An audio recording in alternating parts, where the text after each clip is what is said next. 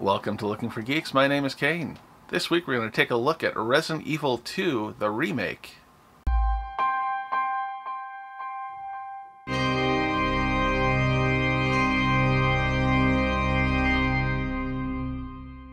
Originally from 1998, Resident Evil 2 is considered a classic of the survival horror genre. This remake very much leaves the 1990s aesthetic intact. The whole feel of the game still has that 90s vibe with no real cell phones, and the technology is definitely low-tech 1990s as the laptops are really small and brick-like, and the other computers are pretty ancient-looking. They did keep the option of choosing either Claire or Leon at the beginning of the game, which changes the options for the second character on a second playthrough. Looking at the graphics, I mean, you're comparing PlayStation 1 to PlayStation 4. There's a huge difference. Not just in the quality of the graphics, but the level of detail, the gore levels. From what I've read, the version we got in the US is actually considered the special super violent version over in Japan, so they did not leave anything out. It's like a Tom Savini movie up in here. In the opening scene, there's rainfall as you're running through the town. The amount of atmosphere that this provides is just amazing. Running through the rainy streets past the zombies up to the police station is a very immersive and creepy experience. The fact that there are no load times hidden by door animations is astounding.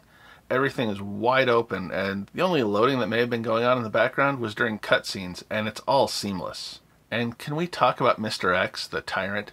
Good lord. With the zombies, it's hard to get around their reach. You really have to be careful there. But with Mr. X, good luck. Unless you're in a wide open space, chances are he's going to knock you down. But the good thing is, he does kind of back off once you're down, so you can run away once you've taken a hit. Don't take too many hits though, because he will kill you quick. Unlike the other recent HD remakes of the earlier Resident Evil games, this one feels like a total redo. The engine has been rebuilt from the ground up and feels completely different. The original played more like combat on the 2600. The tank controls where you turn left, turn right, move forward, and that was about it. Well, this time it's a full 3D behind-the-back game. Everything feels much more modern. They also added a secondary attack. Rather than having to equip the knife instead of your gun, it's just a secondary weapon option. The survival horror elements are fully intact with very limited ammunition. You're not going to be able to kill every zombie, and instead you will need to run. One thing that does feel different this time is the amount of horror in the game. There's an ambient level of dread and fear in this game that you just didn't get in the original, and it wasn't just because of the graphics. This one just feels more claustrophobic and darker and more oppressive. Honestly, it feels almost like a Silent Hill game, but with better combat. On that note, the combat is way better than the original Resident Evil as well. As I mentioned, since you do have those secondary attacks in addition to your primary gun without having to switch back and forth. They did include some difficulty options this time around as well, with an easy mode giving you an auto-aim feature that's actually surprisingly like the original. Anyone that played the original knows that aiming was not really that difficult. You just had to point yourself in the general direction of the zombie, and you would generally hit them. If you're not on assist mode, hitting the zombies can be very challenging. Most first-person shooters on console have some level of aim assist. Without having assist mode on, this has nothing. It makes hitting them very difficult, but then again, it is a horror game, so you're supposed to be running. At the same time, that can be a bit frustrating.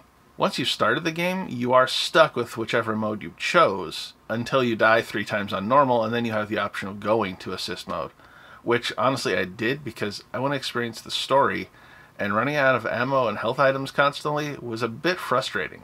I know, the game is meant to be difficult, but in the interest of completing it, I have to use my limited time as well as I can. So I did go to assist mode, and it's made things easier, but it's still tense because the amount of ammo you get is definitely still not enough.